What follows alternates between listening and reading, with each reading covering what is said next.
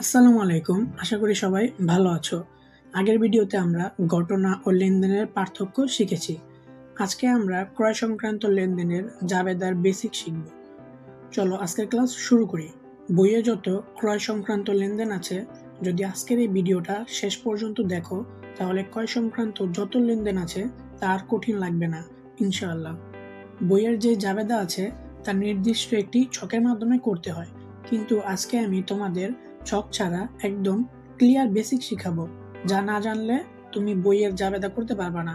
আর যদি তোমরা আমার শেখানো এই বেসিক ক্লিয়ারভাবে বুঝতে পারো, তাহলে তোমরা হবে জাবেদার বস। তো দেখো, এখানে আমি কিছু ক্রয় সংক্রান্ত লেনদেন লিখে রাখছি। তো এগুলোর জাবেদা কিভাবে করতে হয়। তো প্রথমে 1 নাম্বারটা, নগদে পণ্য ক্রয় 10,000 টাকা। তো আমি তোমাদের প্রথম ভিডিওতে একটা নোট দিয়েছিলাম, যেটা বলছিলাম যে আমরা যখন হিসাব বিজ্ঞানের অঙ্ক করব তখন আমরা নিজেকে ব্যবসা প্রতিষ্ঠান মনে করব। ঠিক আছে। তো এই যে লেনদেনটা মনে করবো এটা আমার লেনদেন। ঠিক আছে, আমি যদি নিজেকে ব্যবসা প্রতিষ্ঠান মনে করি তাহলে এটা আমার লেনদেন।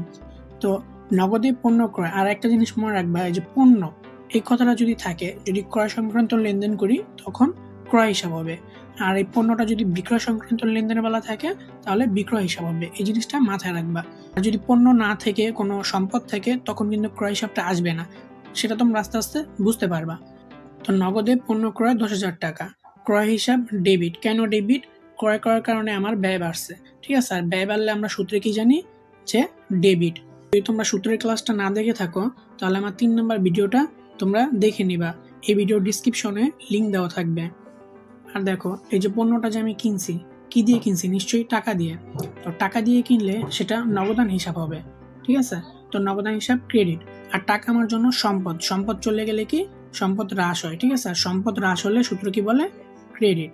আর একটা জিনিস মনে রাখবা, আমরা যখন কোনো লেনদেনের জাবেদা করব তখন ডেবিট পক্ষ আর ক্রেডিট পক্ষ সমান হতে হবে। দেখো, ডেবিটে 10,000 টাকা আর ক্রেডিটে 10,000 টাকা, মানে ডেবিট ক্রেডিট সমান আছে। ঠিক আছে, এই জিনিসটা মনে রাখতে হবে। আর 2 নম্বরটা দেখি, পণ্য ক্রয় 5,000 টাকা। তো এটা নগদে হয়েছে না বাকিতে হয়েছে কিভাবে বুঝবো? তো 3 নম্বরটার দিকে যদি আমরা একটু দেখি, তাহলে এখানে বলা আছে বাকিতে পণ্য ক্রয়। তো এটা আমরা বুঝতে পারতেছি এটা বাকিতে হয়েছে, কিন্তু 2 নম্বরটা দেখো, বাকিতে বা নগদে কিছুই বলেনি। তো যখন বাকিতে বা নগদে কিছুই বলবে না তখন আমরা ধরে নেব সেটা নগদে হয়েছে। ঠিক আছে, তো পণ্য ক্রয় 5,000 টাকা, মানে এটা নগদে হয়েছে। তো এটা ওই যে এই পণ্য আছে, দেখো পণ্য থাকলে কি হবে? ক্রয় হিসাব। ক্রয় হিসাব ডেবিট। কেন ডেবিট? পণ্য ক্রয় করার কারণে আমার ব্যয় বৃদ্ধি পায়, আর ব্যয় বৃদ্ধি পেলে সূত্র কি বলে? ডেবিট। তো ক্রয় হিসাব ডেবিট, 5,000 টাকা ব্যয় বৃদ্ধি। আর এই যে পণ্যটা যে আমি কিনলাম, কি দিয়ে কিনলাম? নগদ টাকা দিয়ে। তো নগদ টাকা দিয়ে কিনলে সেটা হবে নগদান হিসাব। ঠিক আছে, তো নগদান হিসাব আমার নগদ টাকা চলে গেছে। নগদ টাকা চলে গেলে সম্পদ হ্রাস পায়, আর সম্পদ হ্রাস পেলে কি কি হয়? ক্রেডিট। তো নগদান হিসাব ক্রেডিট, 5,000 টাকা সম্পদ হ্রাস। তো বইয়ের যে জাবেদাগুলো সেগুলো ছকের মাধ্যমে করতে হয়। এখন আমি তোমাদের বেসিক ধারণা দিচ্ছি। এই বেসিক ধারণা যদি না থাকে তাহলে বইয়ের জাবেদা তোমরা করতে পারবা না। তো 3 নম্বরটা দেখি, বাকিতে পণ্য ক্রয় 10,000 টাকা। তো এতক্ষণ আমরা নগদে পণ্য ক্রয়ের জাবেদা করছি, এখন বাকিটা করব। তো দেখো, পণ্য কথা থাকলেই ক্রয়। ঠিক আছে, যখন আমরা ক্রয় সংক্রান্ত লেনদেন করব, তো ক্রয় হিসাব ডেবিট, 10,000 টাকা ব্যয় বৃদ্ধি, কারণ ক্রয় করলে ব্যয় বাড়ে, আর ব্যয় বাড়লে ডেবিট। এখন ক্রেডিটে পাওনাদার হিসাব হবে। কেন পাওনাদার হিসাব হবে? আমরা বাকিতে পণ্য ক্রয় করছি কিন্তু তাকে এখনো টাকা দিই নাই। ঠিক আছে, তো তাকে যেহেতু টাকা দিই নাই, সে আমার কাছে টাকা পাবে, আর যে আমার কাছে টাকা পায় সে পাওনাদার। তো পাওনাদারও ইউজ করতে পারো বা প্রদেয় ইউজ করতে পারো। তো সচরাচর এখন বেশি প্রদেয় ইউজ হয়, কিন্তু তোমরা যেহেতু নতুন, তো তোমরা প্রদেয়র সাথে অতটা রিলেটেড না। তোমরা পাওনাদার কথাটা সচরাচর শুনছো, কিন্তু প্রদেয় হয়তো অনেকে শুনো নাই।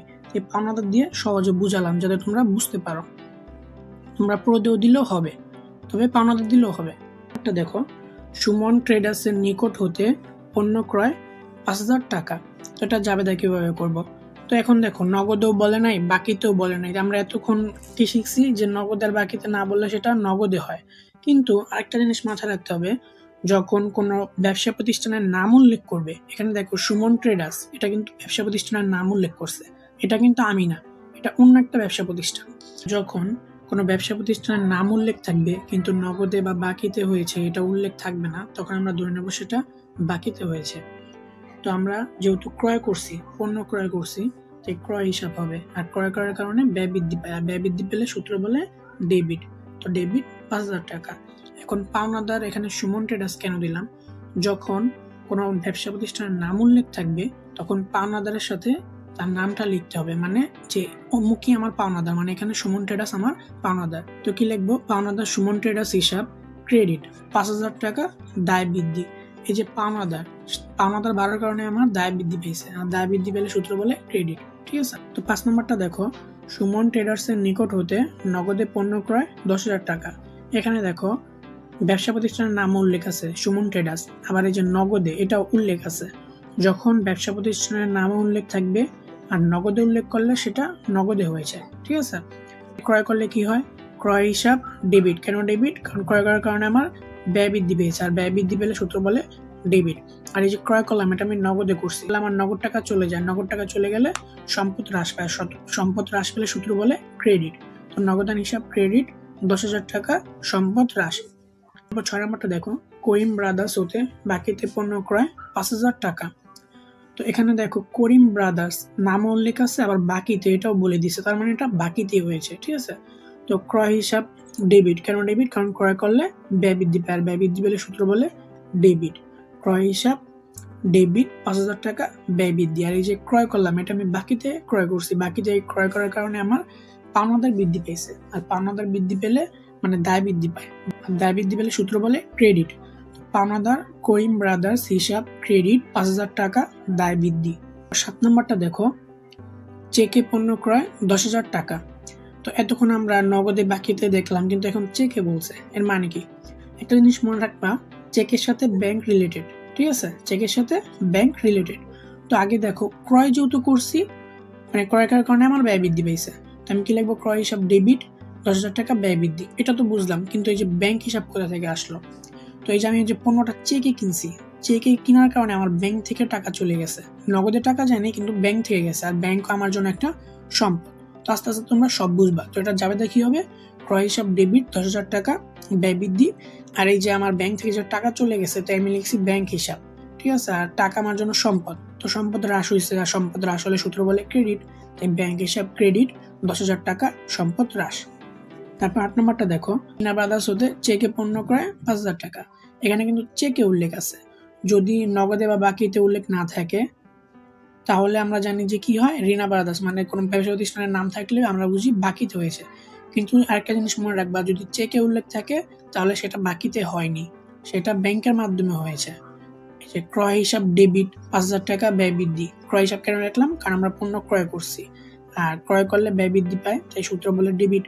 এখন এই যে আমরা চেকের মাধ্যমে ক্রয় করছি, আর আমি একটু কি বললাম, চেক থাকলে আমরা কি ব্যাংক হিসাব লিখবো, ব্যাংক হিসাব ক্রেডিট 5,000 টাকা সম্পদ হ্রাস, কারণ আমার ব্যাংক থেকে টাকা চলে গেছে।